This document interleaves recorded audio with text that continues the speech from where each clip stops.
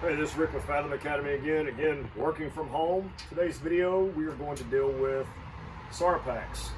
So one of the things we added to our curriculum early this year at Fathom Academy is a class what I call Swiftwater Search and Rescue. This is a one-day extra add-on to either our operations or technician level class at no extra charge, and what we do is we focus on ground search tactics, i.e. what happens if you get to the scene and your victim got swept downstream. Now you got to go look for them. Okay, so SAR packs. First and foremost, SAR packs, the pack itself, they come in all shapes and sizes. You can spend a little bit to a lot, but SAR packs are like footwear. Spend the money, but test your pack out. And by testing your pack out is load it out and then kind of look like a dork and go walk around your neighborhood wearing it. And not just up and down the street.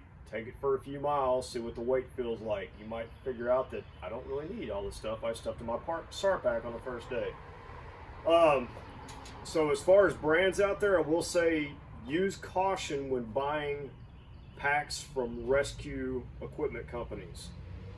They look really cool and then turn out not to be the most ergonomical pack out there on the market. Some are great, some not so much. I've tried this and that over the years, and I'll be honest with you, I like REI brand backpacks for just about everything I do. Backpacking, day hike, my bug out bag, my SAR pack, they're all REI, and they have been for the better part of the last 20 years. I've rarely deviated from REI style packs. So, my rather battered REI pack that I currently use, no matter what you do for a SAR pack, get one that has a camelback bladder in it, and get yourself an insulated hose with a cover. But definitely you want 3 liters plus with you, especially if you do search and rescue in Texas during July, you might want a little bit extra. So the pack itself, like I said, test it, try it out, make sure it's going to match your needs. No two SAR packs are alike.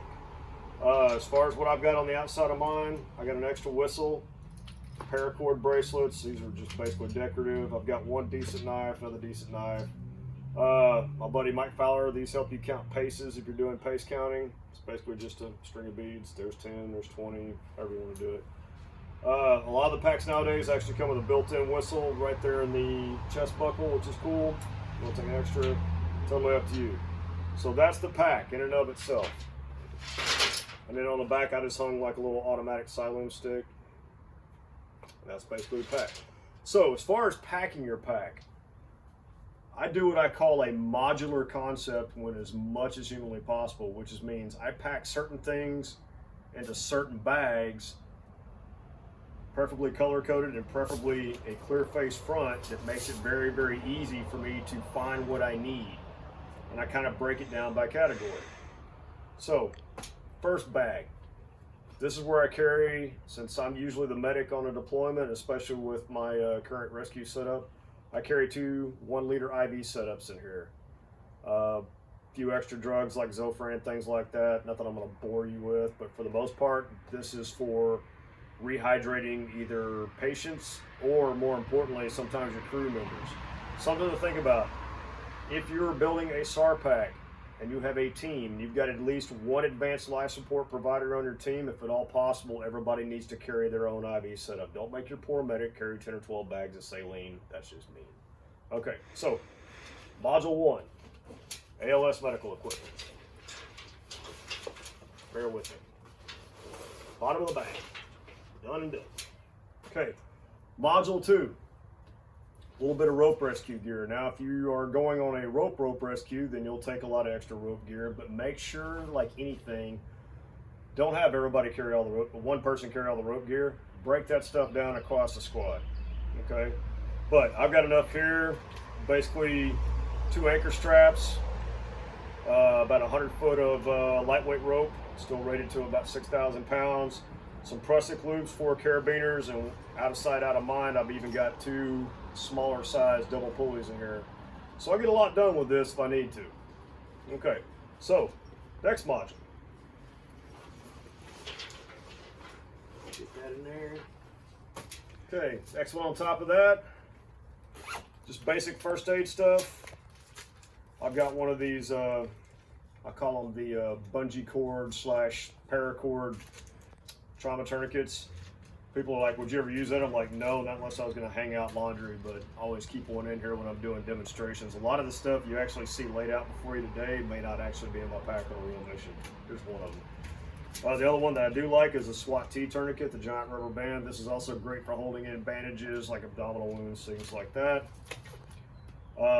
Gorilla tape, no need to take a whole row, just get you about 10 feet, put it flat where it doesn't take up a lot of room. Pressure bandage, quick clot,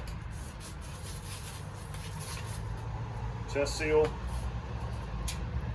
I'm actually going to move these to another bag, but always, always, always, believe it or not, carry you some nail clippers, not for your fingernails, but for your toenails. And you'll figure it out real quick when you're like, you know, I really should have started trimming my toenails before I went out walking a whole bunch of miles in brand new hiking boots. So we put these in here with my miscellaneous clippers. A couple of ace wraps. These come in different sizes. I love these things because they serve a lot of different purposes and they stay on really, really well. Just a quick throw down tube of oral glucose if you're of that mind. Super glue in case you gotta glue something and or close something. All right, so quick down and dirty first aid. Bear with me, get all this stuff back in there.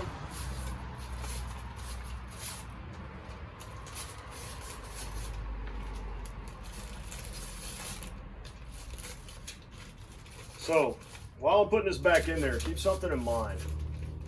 You can spend as much or as little on equipping your SAR pack as you want. You don't need to go and order high-end everything from medical gear, rescue gear, everything else. A lot of the equipment I get from my SAR pack, believe it or not, I can get at Walmart, Home Depot, Academy, Target, Lowe's, and the occasional HEB grocery store. If you're not from Texas, you have no idea what I'm talking about. Come to Texas, shop at one, you'll love it. All right, so another module. Okay, next module.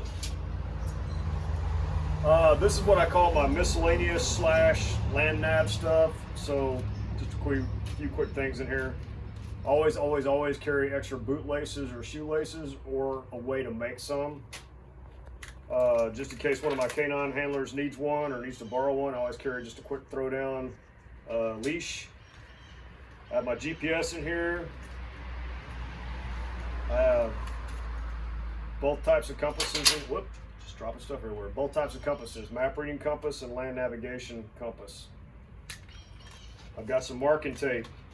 I always tell people if you're going to carry fire starters, carry things that catch on fire. Don't do the flint, the steel, the water. Just go buy yourself a buttload of Bic lighters and keep Bic lighters everywhere you go. This is 2 of 4 that are actually in this pack. Not that I think I'm gonna burn anything down. Chapstick, never leave home without it. Tweezers, right up there with the nail clippers. Don't leave home without those. GPS, we talked about that. Marking tape is huge. Pens and Sharpies, you'll want both. Something to write on. If you don't have a laser pointer, get one, especially one that's uber bright. There we go. This helps you to navigate at night when you're identifying navigation points for your person to go up to. This is excellent for night work. Please don't shine it up at planes. I know it's tempting, just please don't do that. Some people do. All right, so the miscellaneous pile. Last module for the main compartment.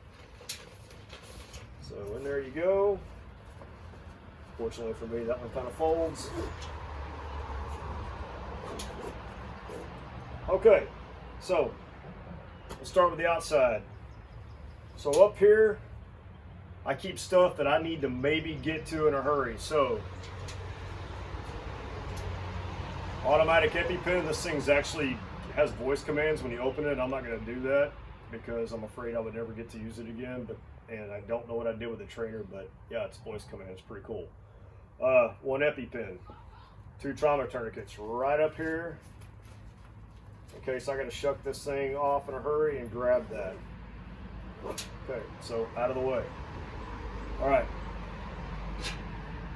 I carry this in my pack just because I like to exercise with my pack on, and this adds extra weight. It's a hatchet with paracord. I got it at Academy. Like I was saying, hey, you can get really cool stuff there. This was an impulse buy. Do you need it? No. What you do need There's a good saw and a good pair of trauma shears. And the trauma shears you can get from work, they slip right into the Gerber saw pouch. Boom and done. That goes in there. So I keep my antibiotic ointment, my cotton balls, my Band-Aids with my toilet paper. If you put nothing else in this Ziploc baggie but toilet paper, you're good. Everything else is decorative as far as this bag goes. Don't leave home without toilet paper. That's just being silly. And yes, I know there's a shortage on toilet paper right now. That's why I have an emergency stash in my SAR pack. Okay, next little module. No big deal in here, but I've got sunscreen, bug repellent, and believe it or not, a pair of reading glasses. They just kind of slipped in there, and yeah, I'm actually going blind in my old age, so I carry reading glasses in my SAR pack. Don't judge. All right, so that goes in there. This is the big cut kit, and I've got burn gel, thermometer, glue, God forbid sutures, which I hope to never use, and yet another pair of nail clippers.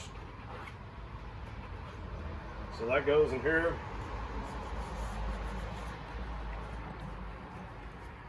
And then last but not least,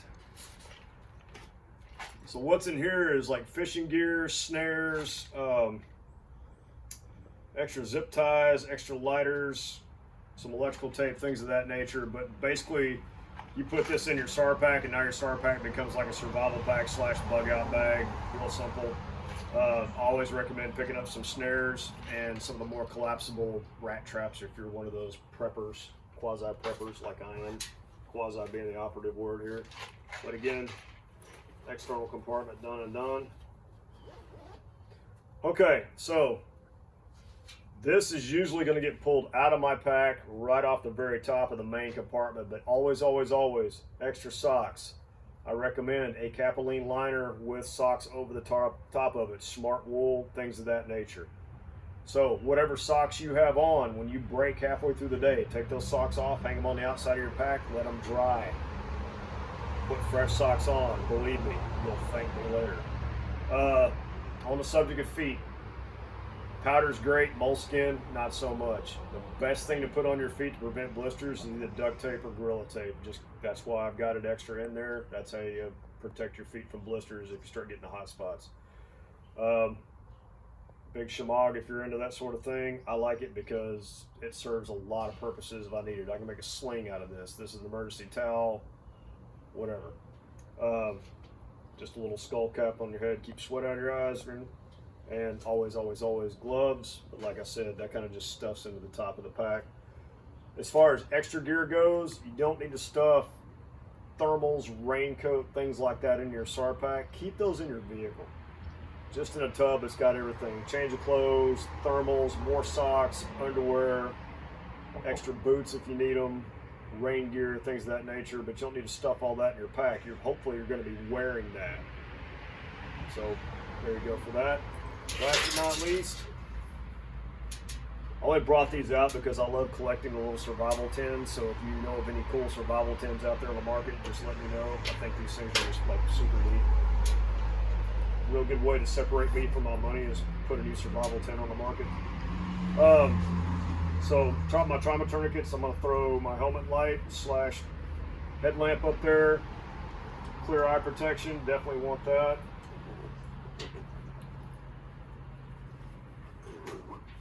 And then last but not least, I got these little pouches up front. So this is my bright flashlight. This is my not as bright flashlight, but one thing I like about this light is, I don't know if you can see it, but it's actually got a backup laser pointer on there. Not as bright, but something to think about. And last but not least, good old-fashioned multi-tool. I really don't have a preference on Leatherman versus Gerber versus whatever else is out on the market. I know SOG has a real nice one. I've actually got one in another pack of mine. In fact, I actually own one of each. I think I've got one Gerber, one Leatherman, and one SOG, so I've spread the wealth. So that is it for SAR packs. Like I said, spend the time to go try one of these out before you buy one. If you buy one, try it out, don't like it, make sure you keep the receipt. And like I said, go walk around in this thing over terrain you're going to be searching in. Don't just walk down to the end of the block and back and say, hey, I'm good. Another thing that will always come up in conversation, remember when I said every SAR pack is unique? What I mean by that is when I was on task force and did volunteer search and rescue, there was a conversation that took place on the way to the mission and a conversation took place on the way home. What am I adding to my pack and what am I taking out of my pack? And that conversation always had something different. Again, I'm Rick with Fathom Academy. If you got any questions, you can email me at r.cummins@fathomacademy.com. Always like us on Facebook, YouTube, and LinkedIn. And again, everybody stay safe. I know working from home is a pain, but I think we're almost out of the woods on this one. Take care, stay safe. Thank you.